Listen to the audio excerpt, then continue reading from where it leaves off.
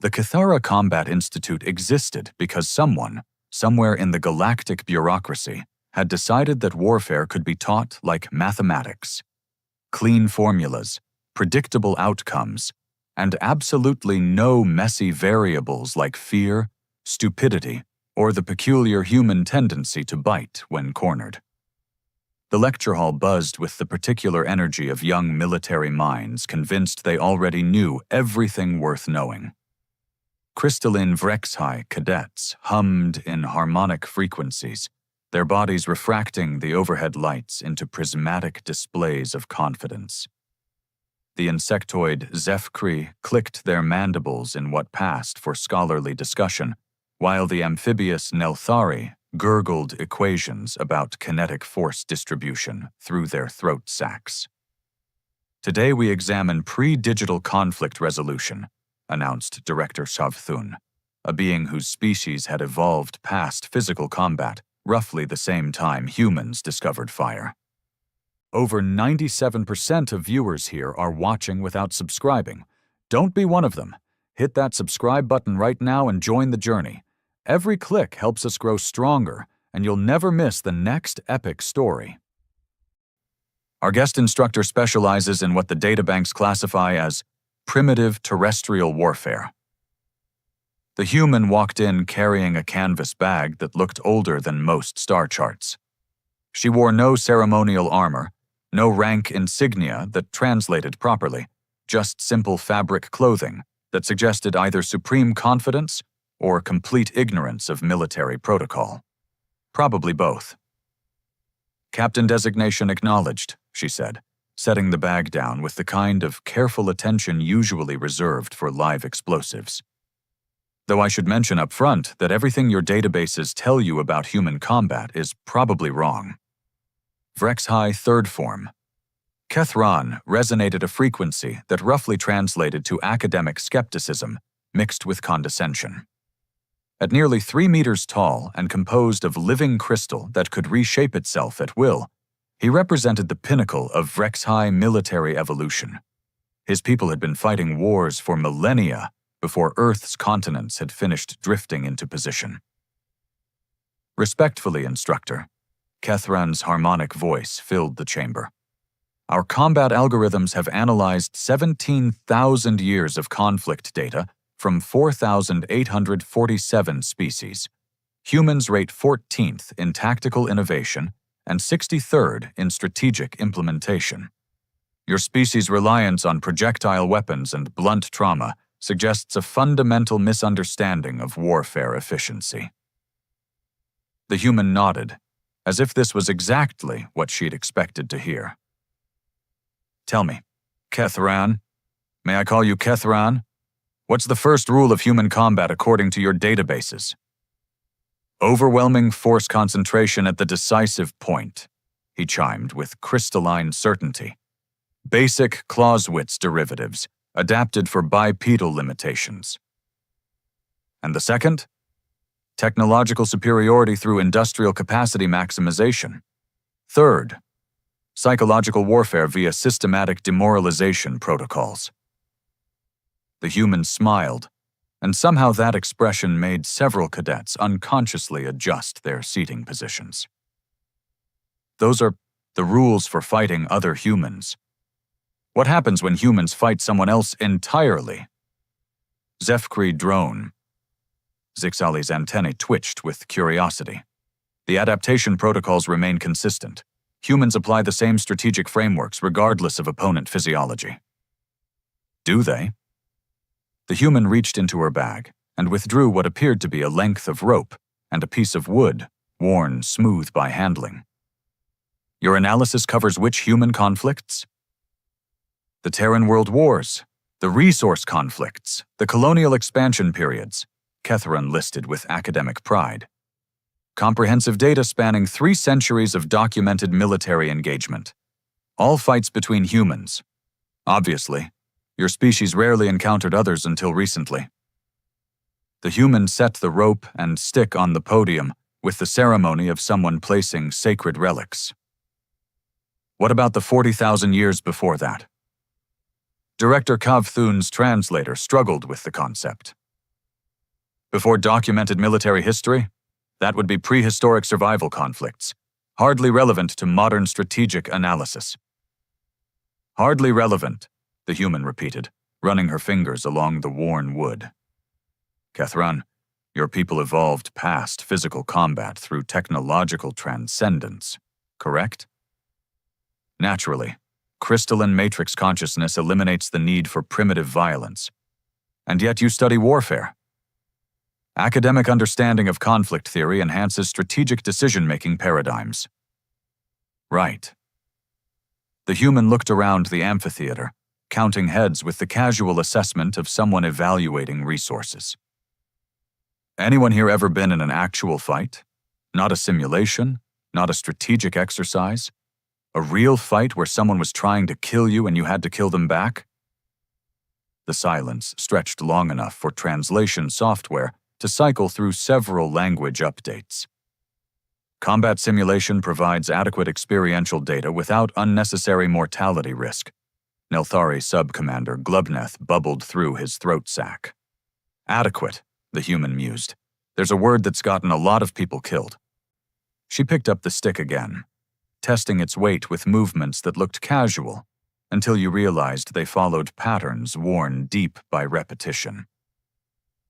Kethran, you mentioned that humans rank 14th in tactical innovation. Out of curiosity, what puts the other 13 ahead of us?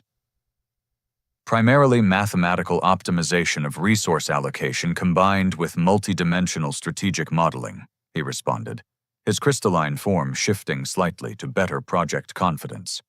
The Helix Nari, for instance, calculates 17 possible futures for every tactical decision. 17 whole possibilities. The human nodded gravely. And you? How many combat scenarios can your people process simultaneously? Current generation Vrex High can maintain awareness of 4,291 tactical variables in real time. Impressive. She hefted the stick, and several cadets noticed it moved with the fluid grace of something that had become an extension of its user. Tell me about variable 4292. Kethran's harmonic shifted to what his species considered polite confusion. There is no variable 4292. Our analysis encompasses all relevant battlefield factors. All relevant factors. The human smile widened slightly. Kethran, I'd like to propose a demonstration. You versus me, standard Academy combat protocols. You use your 4,291 variables and mathematical optimization. I'll use variable 4,292. The amphitheater fell silent except for the soft hum of translation protocols working overtime. You wish to engage in physical combat? With me? Kethran's crystal matrix rippled with what might have been amusement. Instructor, I possess a molecular density crystalline structure capable of withstanding plasma bursts. My species evolved beyond vulnerability to kinetic force approximately. Is that a yes or a no? Director Kovthun's fins fluttered nervously. Perhaps we could arrange a simulation instead. The combat arena's safety protocols? Oh, we'll use the arena, the human said, shouldering her bag. Wouldn't want anyone to get hurt. As the cadets filed toward the demonstration arena, their conversations buzzed with excitement and speculation. The Zeph-Kree were already calculating odds. The Nelthari gurgled among themselves about the fascinating anthropological implications of watching a primitive species attempt combat against crystalline perfection. Kethran himself seemed more puzzled than concerned, his form occasionally shifting as he ran through combat algorithms. 17,000 years of conflict data, 4,291 tactical variables, and molecular density crystalline armor against a human with a stick and some rope. The instructor walked beside him, seemingly lost in thought. Kethran, one more question before we start. Of course. In all those thousands of years of Rex High military history, How many times did your people fight an enemy that wasn't trying to win the same war you were? Kethran's harmonics paused mid-frequency. I don't understand the question. You will. The arena doors opened ahead of them, revealing a space designed for the careful academic study of theoretical violence. Clean lines, monitored boundaries, and absolutely no understanding of what was about to happen inside. The arena possessed the sterile perfection of a laboratory, crossed with a coliseum, which made sense considering combat had become both science and entertainment for species that had forgotten what real violence looked like. Force field barriers hummed at comfortable frequencies, biometric monitors tracked every vital sign, and probability matrices calculated injury ratios in real time. Everything designed to ensure that warfare could be studied without anyone actually getting hurt. The observation deck filled quickly as word spread through the Academy's communication networks. A human challenging a Vrex-high crystalline warrior? The academic equivalent of watching someone try to headbutt a neutron star. Current betting pools favor the Vrex-high at 847-1, announced Zefkri senior analyst Tikneth, mandibles clicking as she processed incoming wagers. Though Nelthari Command Division is placing interesting side bets on duration rather than outcome. How long until the human realizes the futility and concedes? Gurgled Sub-Commander Glubneth. I'm wagering she never concedes, buzzed another voice. Humans supposedly possess irrational persistence algorithms. Could be entertaining. Director Kavthun activated the arena's full sensor array, academic curiosity overriding his administrative concerns. If nothing else, this would provide excellent data on human psychological response to impossible odds. Down in the arena proper, Kethran stretched his crystalline form, molecules reorganizing themselves into optimal combat configuration. His surface hardened to diamond-equivalent density, while internal matrices calculated strike angles, force distribution patterns, and approximately 4,291 other variables his opponent couldn't possibly comprehend. The human, meanwhile, had removed her shoes. Curious tactical choice, Kethran observed, his harmonic voice echoing off the arena walls. Reducing your already limited mobility options? She was walking the perimeter now, bare feet silent against the floor. Not pacing, mapping. Her fingers trailed along walls, testing surfaces, measuring distances with the unconscious precision of someone who had learned to read terrain the way others read books. Just getting acquainted with the space. She paused at one corner, where the wall met floor, pressing her palm against the junction. Tell me, Kethran, when your people study combat theory, do you focus on winning battles or winning wars? There's a distinction? Usually. She continued her circuit, occasionally kneeling to examine floor textures or run her hands along barrier projectors. Battles have rules. Wars have objectives. Sometimes they're the same thing. Sometimes they're completely opposite. The spectator chatter died down as observers noticed her behavior. This wasn't pre-combat preparation as any of their species understood it. She wasn't running calculations, checking equipment, or entering any recognizable combat trance. Human instructor? Kethran's tone carried polite confusion. Are you attempting psychological warfare? Because according to our analysis, intimidation tactics require either threat display or demonstration of superior capability. Neither. She had completed her circuit and now stood facing him from across the arena, still holding her stick and rope, but loosely, almost casually. I'm just making sure I understand the playing field. The playing field is a standard combat arena with regulation parameters. Length, 50 meters. Width, 30 meters. Height, 15 meters. Barriers maintain structural integrity up to... Those are the specifications. She hefted her stick, and the motion carried an odd finality. The playing field is something else entirely. Kethran's crystalline matrix shifted through several configurations as he processed this distinction. His combat algorithms found no meaningful difference between arena specifications and tactical environment.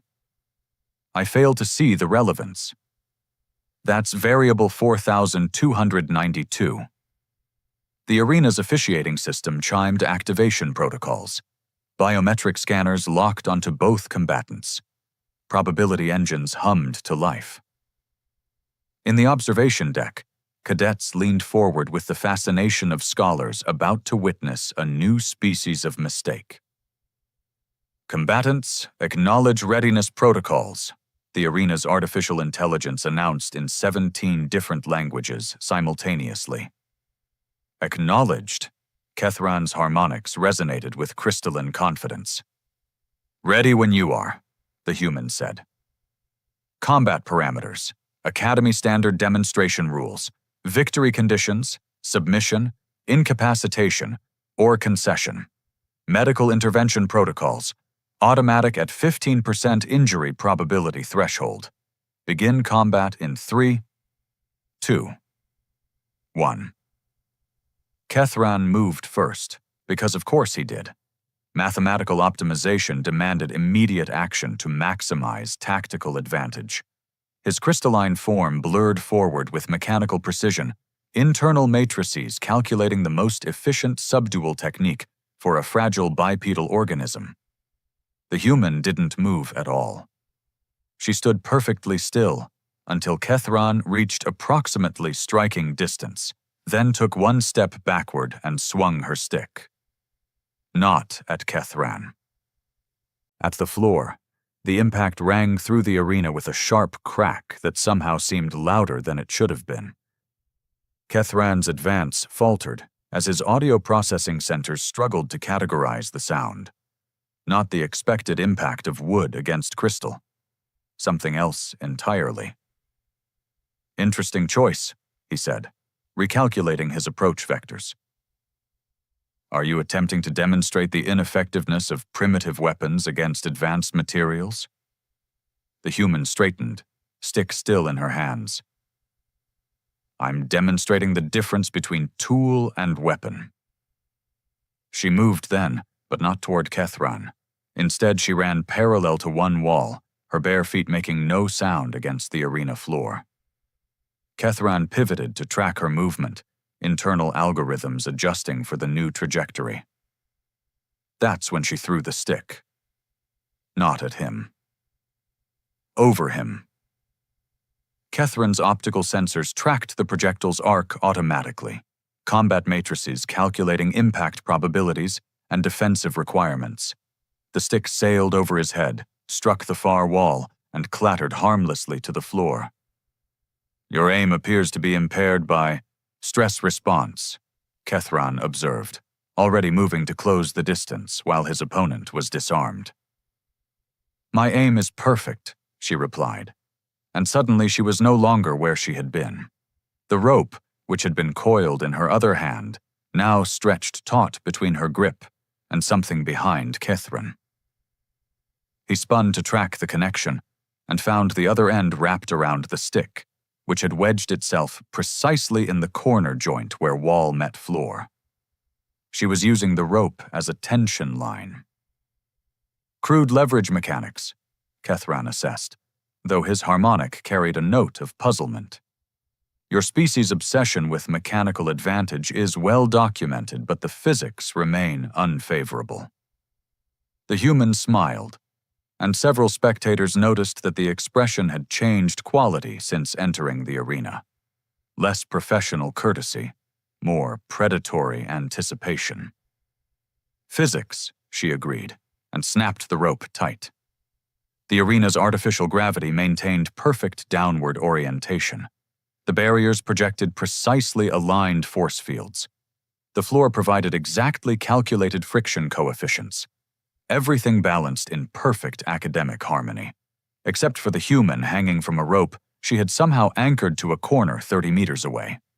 She swung, not toward Kethran, but perpendicular to him, using the arena's own geometry to convert height into horizontal momentum. Her trajectory took her along the wall in a controlled arc that ended with her feet planted against the far barrier, rope still taut in her hands. "Ah," said Director Kav Thun in the observation deck, his fins twitching with dawning comprehension. "She's treating the arena as environment, not enclosure." Kethran's optical sensors tracked her movement, combat algorithms updating to account for three-dimensional maneuvering. Impressive improvisation, but ultimately irrelevant. He simply needed to position himself to intercept her descent. That's when she let go of the rope entirely and grabbed something else. What she grabbed was a maintenance panel. Not the handle. Those were designed for authorized personnel with proper clearance codes. She grabbed the panel itself, her fingers finding purchase on edges that weren't meant to be gripped, and ripped it clean from the wall with a sound like expensive equipment dying. The arena's environmental systems hiccuped as circuits sparked and reconnected in ways their designers had never intended. Emergency lighting flickered on in patterns that created strobing shadows across the combat space. The artificial gravity wavered for exactly 2.7 seconds before backup systems compensated. But those 2.7 seconds were enough. Enough for the human to fall upward, maintenance panel clutched in both hands like a shield made of twisted metal and exposed circuitry. Kethran's optical processors tracked her trajectory and calculated impact vectors, but his algorithms had no reference point for combat involving arena infrastructure as improvised weaponry. More concerning, the environmental fluctuations were interfering with his crystalline matrix's harmonic resonance. The strobing lights created visual static in his sensors. The gravity distortion required constant recalibration of his balance protocols. She landed behind him, metal panel raised overhead, and brought it down toward his crystalline skull with the mechanical precision of someone driving a tent stake. Kethran spun and caught the makeshift weapon in both hands, his diamond-hard surface easily withstanding the impact. Crude but ineffective. Your species' propensity for environmental destruction is well documented, but... The human let go of the panel and grabbed his wrists. "Variable 4292, she said, her voice carrying a conversational tone completely at odds with what happened next. She twisted. Not to break his grip, that would be impossible against crystalline molecular density. Instead, she twisted the panels of the maintenance unit still clutched in his hands, using his own immovable strength as leverage to bend the metal around his wrists like improvised shackles. Fascinating, Kethran observed, though his harmonic carried the first note of genuine puzzlement. "You're attempting to restrict my mobility using my own defensive capabilities as..." The lights went out entirely. Emergency power kicked in after a 3-second delay that felt like hours in the absolute darkness. When illumination returned, the human was gone. Not hiding. Gone. The arena contained no concealment options, no blind spots, no architectural features capable of obscuring a human-sized object. Yet the biometric scanners registered only Kethran's crystalline signature. "Instructor?"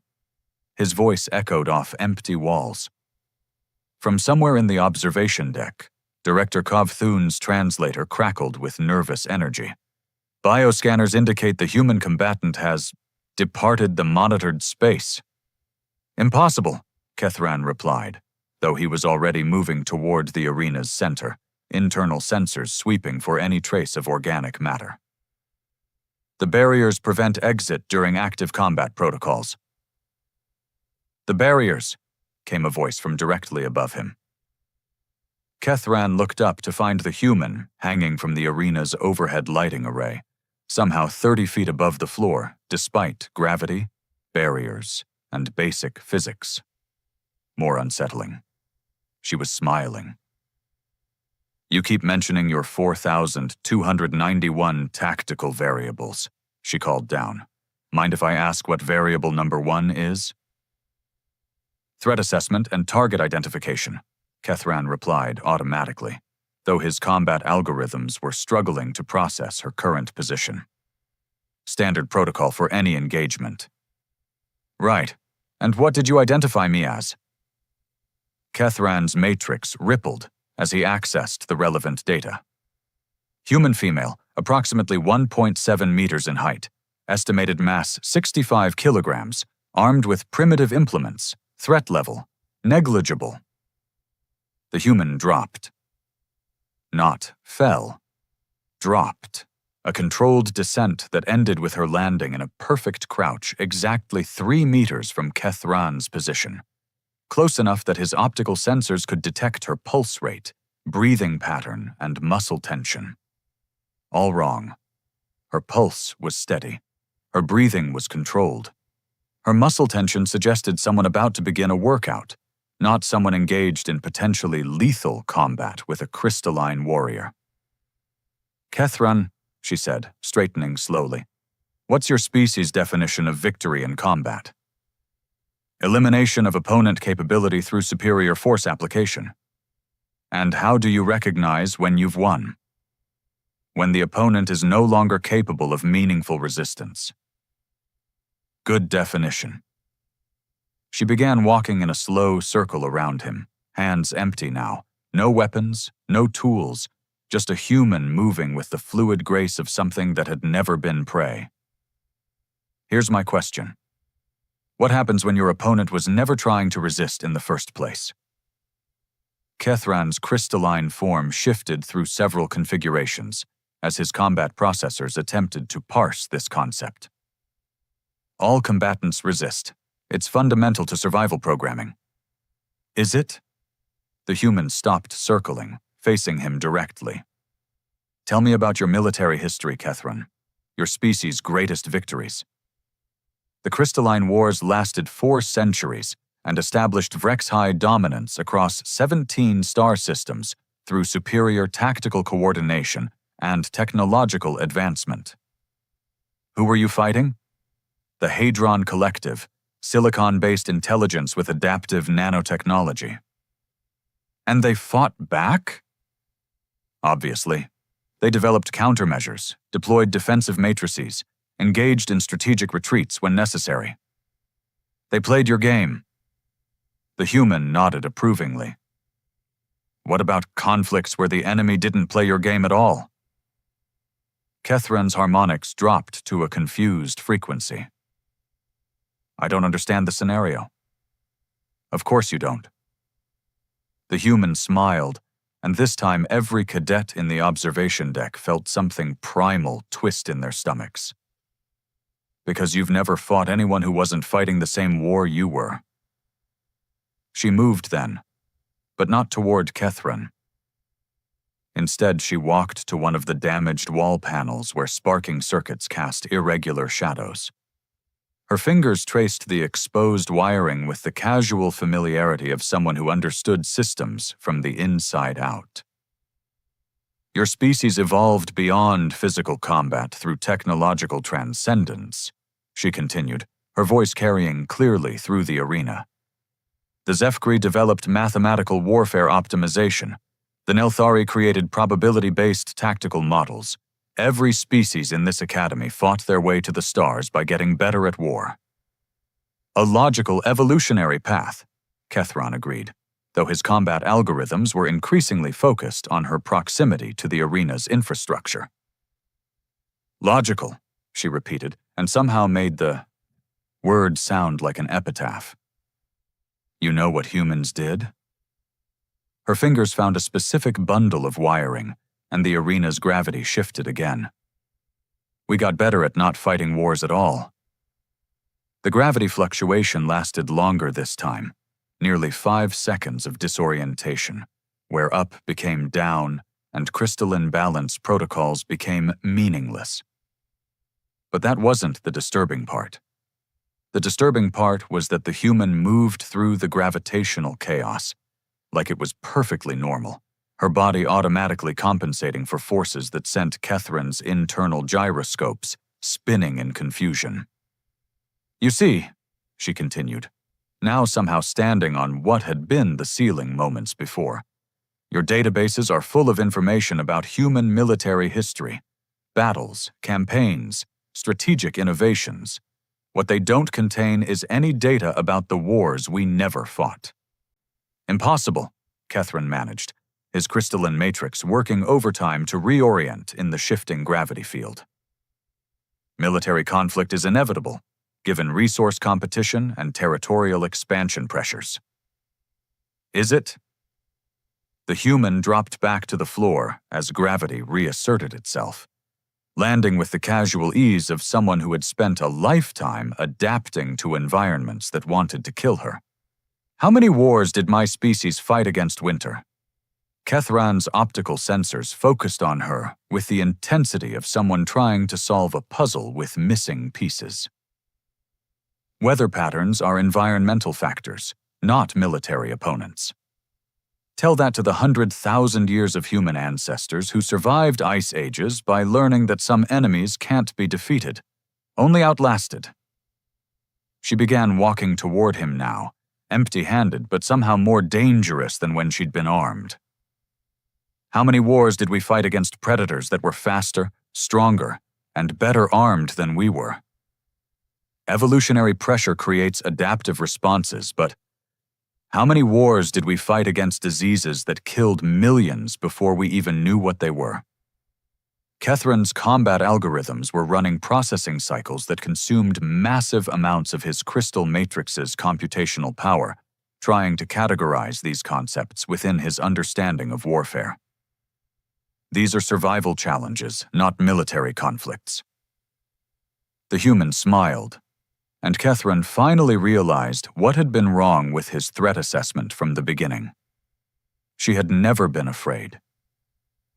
"Kethran," she said gently, "what do you call it when you're fighting something that doesn't follow your rules, doesn't want your territory, can't be negotiated with, and won't stop coming until one of you is dead?"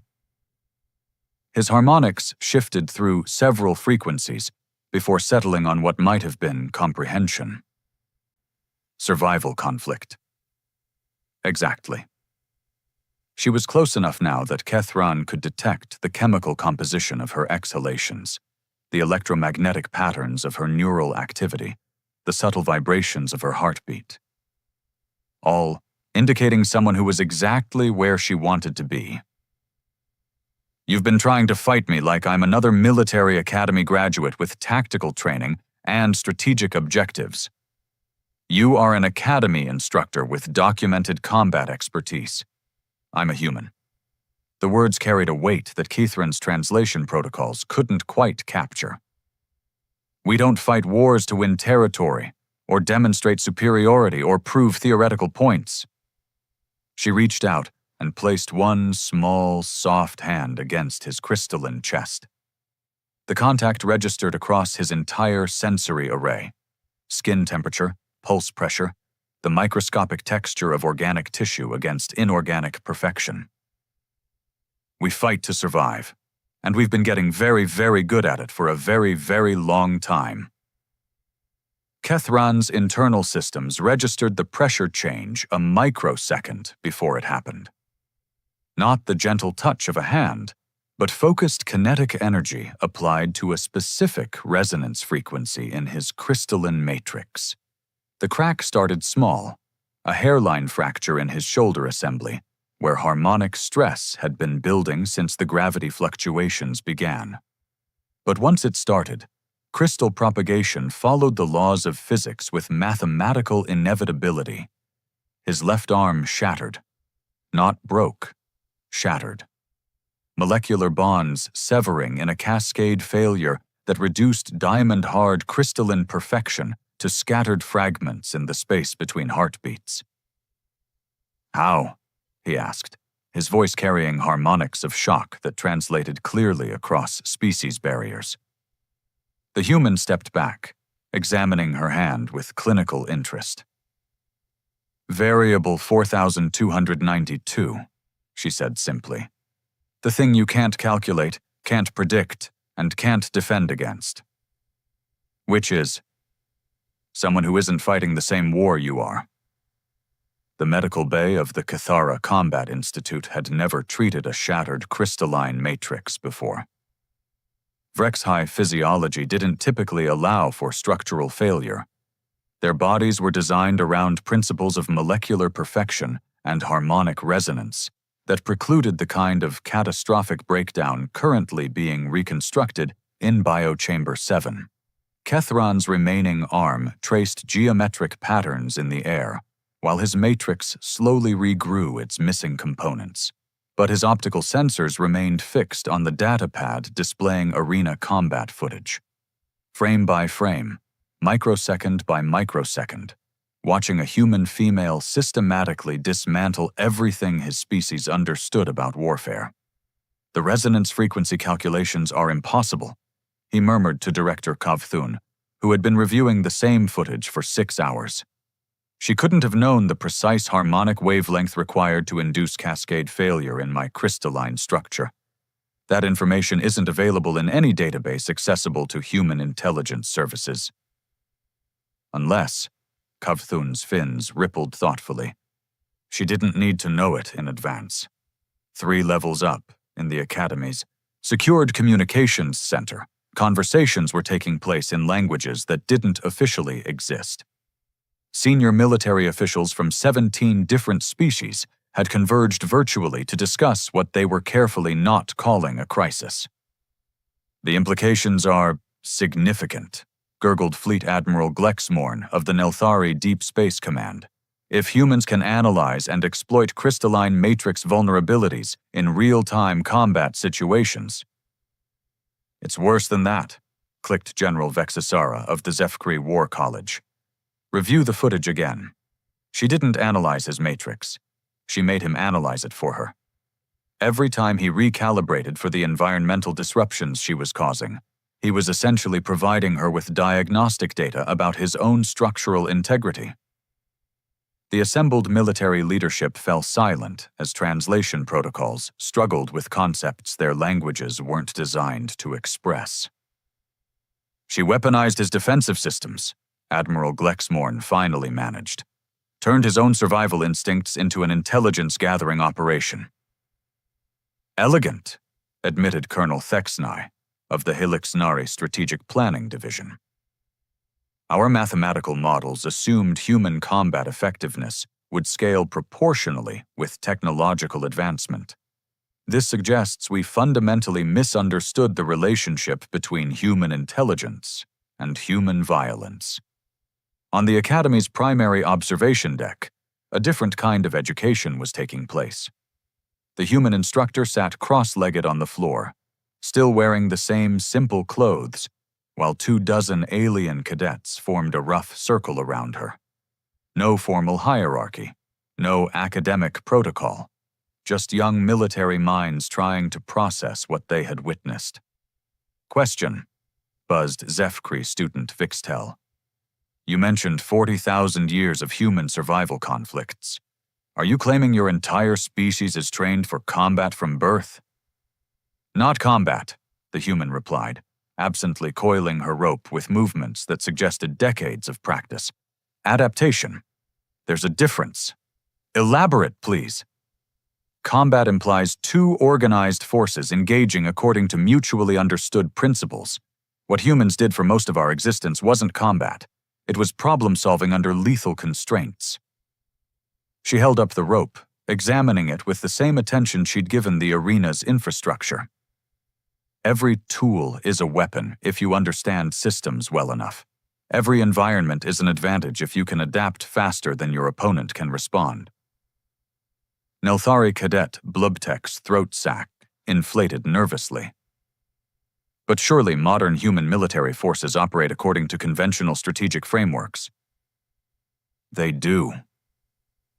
The human's smile carried a hint of something that made several cadets unconsciously adjust their positions. That's what makes them so dangerous. I don't understand. You've been studying the human military, the part of our species that agrees to fight by rules, What you haven't studied is what happens when the rest of us decide something needs to die. The silence that followed was broken by Vrexhai student Nethkala, whose harmonic carried frequencies of academic curiosity mixed with existential unease. Are you suggesting that human military capability represents only a fraction of your species' actual combat potential? I'm suggesting, the human said gently, that you've been studying human civilization and assuming it represented human nature. They're not the same thing. In the Academy's Central Data Processing Core, automated systems were quietly updating threat assessment protocols based on combat analysis data. Human classification ratings climbed steadily through categories that had never been necessary before: strategic unpredictability, environmental adaptation rate, technological improvisation coefficient. The numbers kept climbing until they exceeded the parameters the system was designed to process. Back in the medical bay, Kethran's regeneration cycle was entering its final phase. His new arm possessed the same molecular density as the original, the same harmonic resonance capabilities, the same theoretical invulnerability to kinetic force that had made his species' warriors legendary across the galaxy. It also possessed a microscopic modification that he would never notice: a slight alteration in crystalline structure that would make his entire matrix resonate at a frequency exactly 0.3% different from standard Vrexhai military specifications. The human had been more thorough than anyone realized. "Director," Kethran said as his regeneration chamber opened, "I need to understand what happened in that arena." "What specifically?" She knew. His voice carried harmonics of certainty mixed with confusion. "Before we began, before any combat exchange occurred, she already knew how to shatter my matrix. That level of tactical preparation requires intelligence assets we didn't know humans possessed." Kavthun's fins twitched in what his species considered thoughtful disagreement. "Watch the footage again, but this time focus on her initial reconnaissance behavior." Kethran accessed the arena surveillance recordings, optical sensors tracking the human's pre-combat movements with enhanced analytical protocols. Her circuit of the perimeter, her examination of wall joints, her apparently random manipulation of environmental systems. She was mapping vulnerabilities, he realized. Not in the arena, in me. Every environmental disruption forced me to recalibrate, and every recalibration provided her with data about my internal systems. Precisely. She didn't arrive knowing how to defeat you. She arrived knowing how to learn how to defeat you.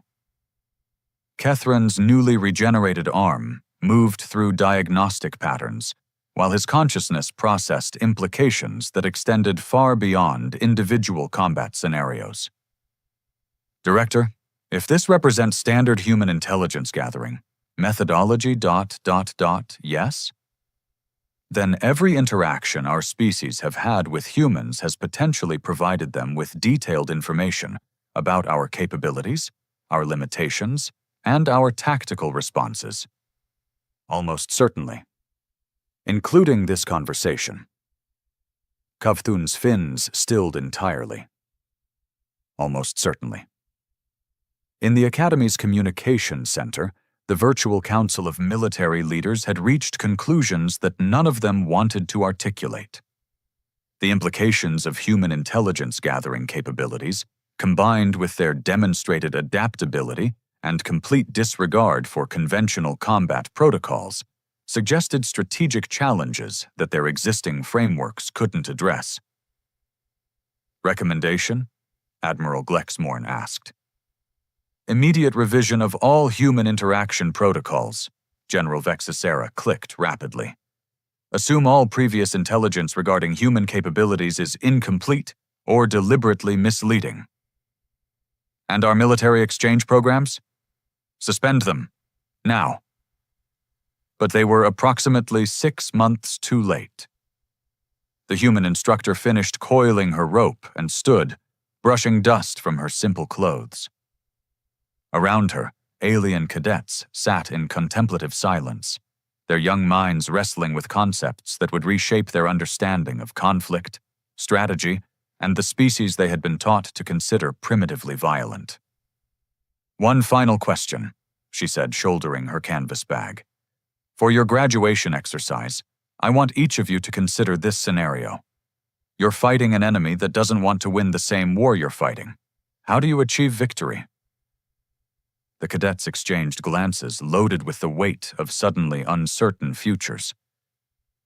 "Think about it," the human added with a smile that somehow seemed both kind and utterly terrifying. "Because somewhere in this galaxy, that enemy is definitely thinking about you." She walked toward the observation deck exit, her footsteps silent against the Academy's polished floors. At the doorway, she paused and looked back at the assembled students. "Oh, and one more thing," she said casually. "This wasn't a combat demonstration, it was a job interview. Congratulations, cadets. You all passed." The door sealed behind her, leaving 24 of the galaxy's future military leaders to contemplate exactly what they had just volunteered for. In the medical bay, Kethran's optical sensors detected the subtle frequency difference in his regenerated arm, and realized, with growing horror, that the human had modified his crystalline matrix to broadcast a continuous identification signal that could be detected by any properly calibrated human scanning device. He was tagged. They were all tagged. And somewhere in the depths of space, human intelligence networks were already cataloging the results of the most successful recruitment operation in galactic history.